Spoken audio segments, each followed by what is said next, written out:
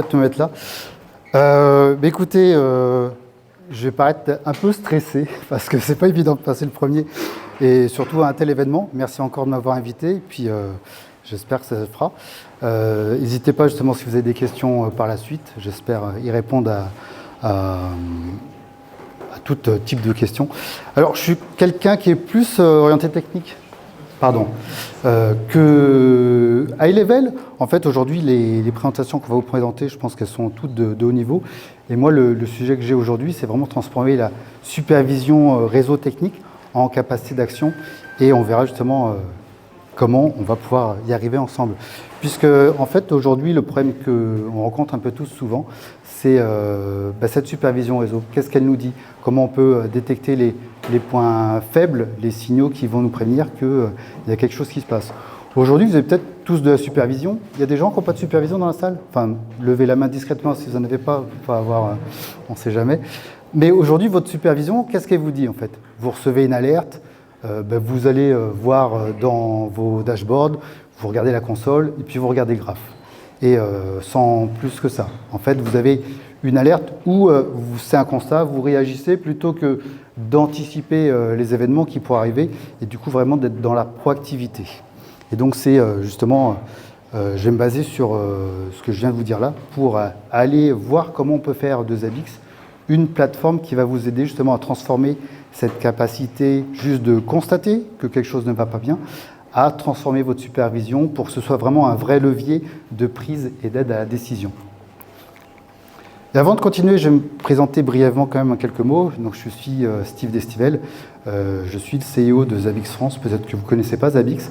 Aujourd'hui, Zabbix, c'est une solution de supervision open source qui est assez connue, qui a été créée en Lettonie. Et du coup, aujourd'hui, j'ai la chance de diriger la tête de la société française qui va gérer du coup la France et la francophonie sur Zabbix. Et donc, pour ce faire, j'aide au quotidien des équipes différentes, peu importe soit-elles, réseau, IT ou autres, à justement comment mieux exploiter les messages, ce qui se passe dans la supervision. Et surtout, reprendre un petit peu la main sur le SI, puisque c'est quand vous allez beaucoup mieux connaître le SI, forcément vous avez une supervision qui est alignée avec votre SI et vous savez ce qui se passe derrière. Pour vraiment transformer, d'où l'idée de ce talk, transformer votre supervision réseau en un élément de prise à la décision et de pilotage. Puisqu'aujourd'hui, en fait, dans toutes les équipes, dans ce que vous avez aujourd'hui dans les entreprises, la collecte de données, la supervision existe déjà. Mais ce que les équipes font, c'est peut-être pas forcément la meilleure chose, c'est qu'elles ont un outil, comme j'ai dit tout à l'heure, elles se connectent, elles vont regarder, et puis ça s'arrête là. Et donc, en fait, on va pouvoir ici parler de trois mots différents, justement. En fait, on a trois problèmes. On va rencontrer ici trois difficultés.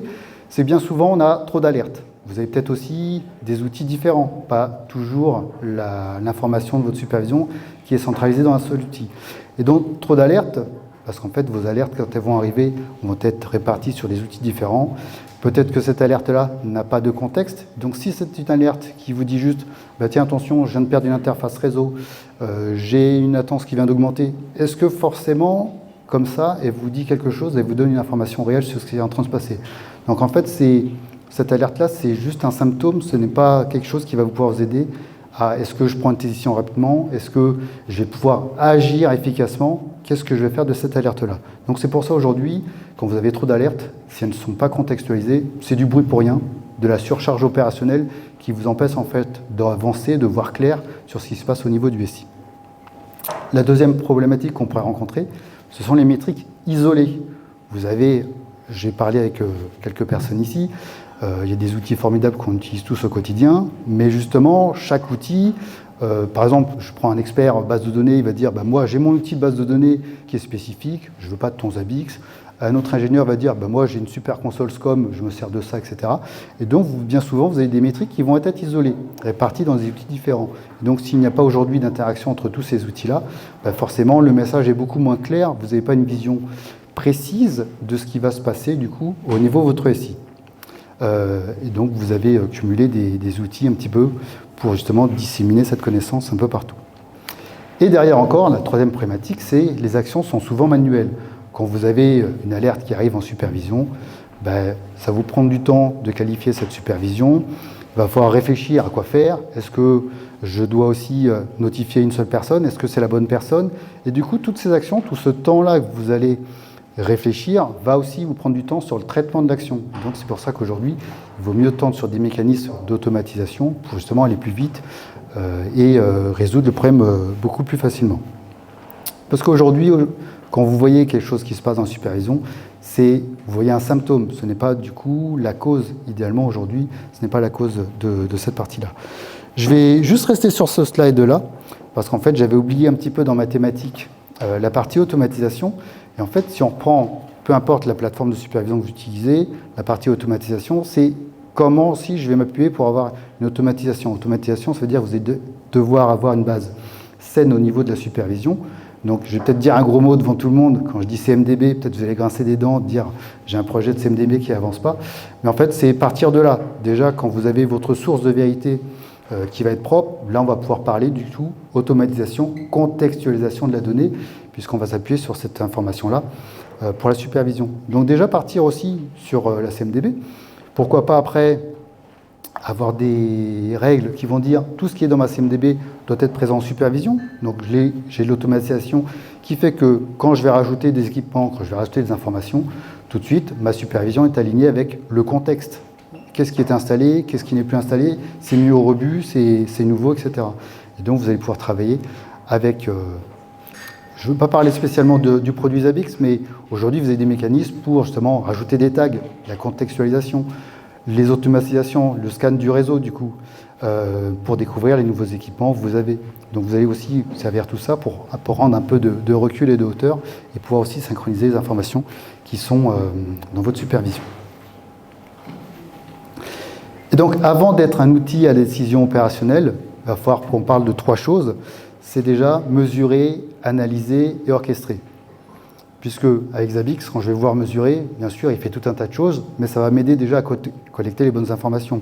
Si on reste sur le périmètre réseau, je vais voir est-ce que j'ai l'ensemble de mes ports qui sont bien montés, est-ce que j'ai des latences, est-ce que j'ai du ping, d'autres types d'informations aussi. Après, ce n'est pas que sur le réseau. Aujourd'hui, on est sur la partie, bien sûr, Automation et NetDevOps. C'est pour ça qu'on parle plus du réseau.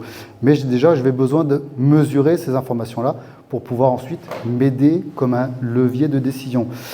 Et je ne vais pas juste mesurer pour mesurer, parce que si je fais un bon setup, je mesure comme ça, je collecte des informations sans en tirer parti, en fait, je fais juste une collecte qui est belle, qui est jolie, mais je ne fais pas plus de travail que ça. La deuxième partie, c'est l'analyse. Une fois que j'ai bien entendu mis en place mes informations, je vais analyser, du coup me servir en fait tout ce qui est collecté pour dire, attention, je vais éviter de faire plus de bruit, je vais aussi corréler mes informations. Du coup, histoire de voir plus clair. Et donc, en fait, en faisant cette analyse-là, je vais comprendre aussi, mieux m'aider pour faire le diagnostic. Et orchestrer derrière. Orchestrer, pourquoi? Parce qu'on va passer, du coup, à vraiment monter cette plateforme de supervision comme un outil de décision opérationnelle.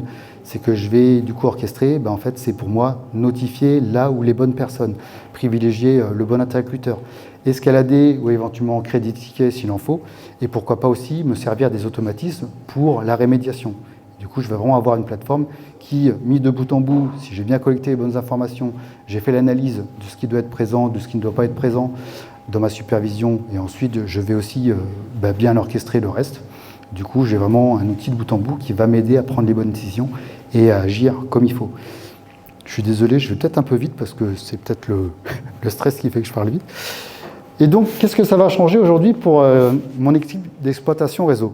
C'est qu'une fois que j'ai détecté beaucoup plus tôt, ce n'est pas juste un symptôme, j'ai contextualisé mes informations et donc je sais que toutes les alertes qui sont aujourd'hui, ce n'est pas juste du bruit, c'est une alerte qui va être utile.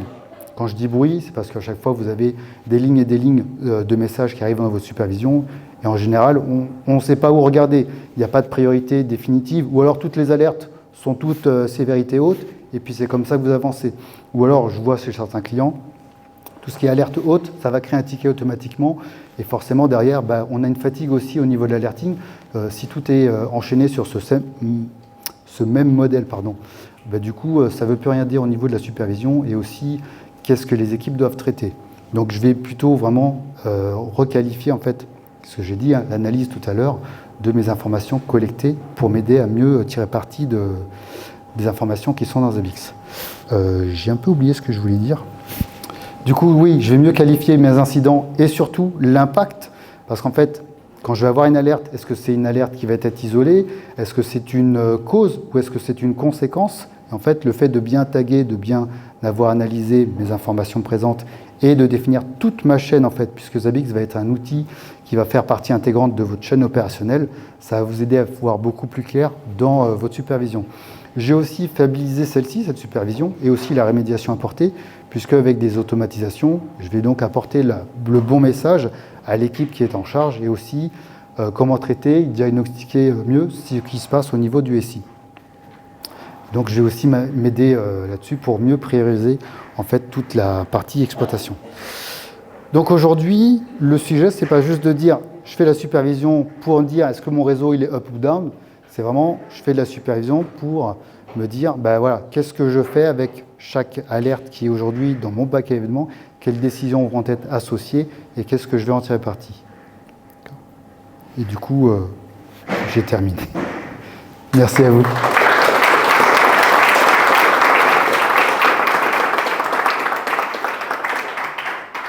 Désolé.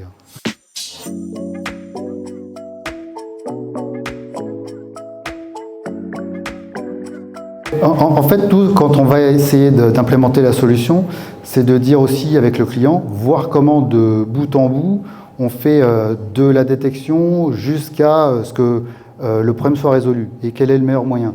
Aujourd'hui, on peut s'appuyer sur, vous connaissez tous, Automation Platform, etc., enfin tous les autres forks. Hein.